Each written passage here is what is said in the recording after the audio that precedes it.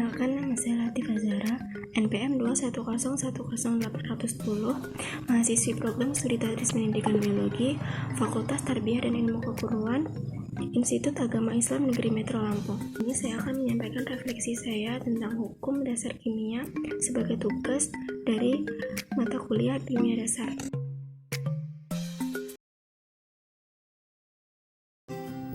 Materi pertama yang akan kita bahas adalah hukum dasar kimia.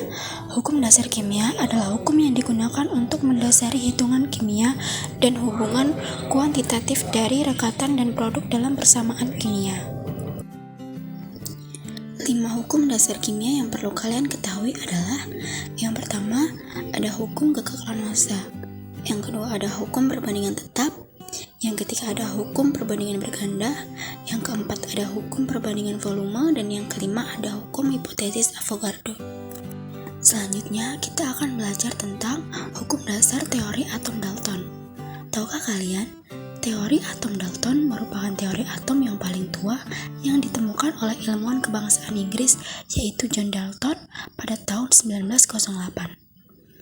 Bunyi dari hukum Dalton itu sendiri adalah: apabila dua unsur dapat membentuk atau menyusun lebih dari satu senyawa, maka perbandingan massa dari unsur satu dalam senyawa tersebut merupakan bilangan bulat sederhana jika massa unsur yang lain dibuat tetap.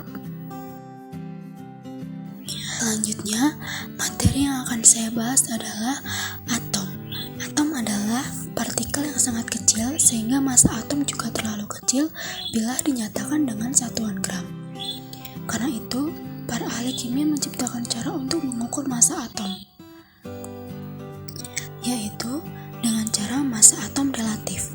Massa atom relatif adalah massa suatu atom yang ditentukan dengan cara membandingkan dengan massa atom standar. Kita akan belajar tentang partikel penyusun atom. Partikel penyusun atom dibagi menjadi 3. Yang pertama, ada proton. Proton adalah partikel penyusun atom yang bermuatan positif dan memiliki massa sebesar massa hidrogen. Partikel atom selanjutnya ada elektron. Elektron adalah subpartikel atom bermuatan listrik negatif dan paling ringan di antara subpartikel lainnya. Dan yang terakhir ada neutron. Neutron merupakan subpartikel atom yang tidak memiliki muatan atau bersifat netral. Selanjutnya ada rumus senyawa kimia. Rumus senyawa kimia adalah cara ringkas memberikan informasi mengenai perbandingan atom-atom yang menyusun suatu senyawa kimia tertentu. Selanjutnya, kita akan belajar tentang reaksi kimia.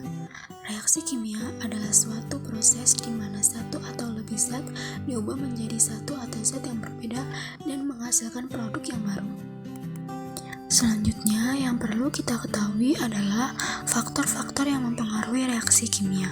Faktor-faktor yang mempengaruhi reaksi kimia yang pertama adalah konsentrasi reaktan, suhu, tekanan, katalis, sifat reaktan, orientasi spesies yang bereaksi, luas permukaan, intensitas cahaya, dan sifat pelarut. Selanjutnya, macam-macam reaksi kimia.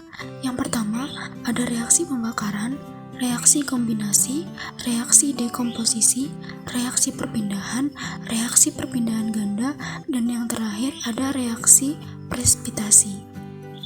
Dan yang terakhir, yang perlu kita ketahui adalah contoh-contoh dari reaksi kimia. Yang pertama ada fotosintesis, pembakaran, pencemaran makanan, reaksi sabun dan deterjen, dan memasak. Mungkin itu saja refleksi yang dapat saya sampaikan. Semoga bermanfaat. Saya akhiri.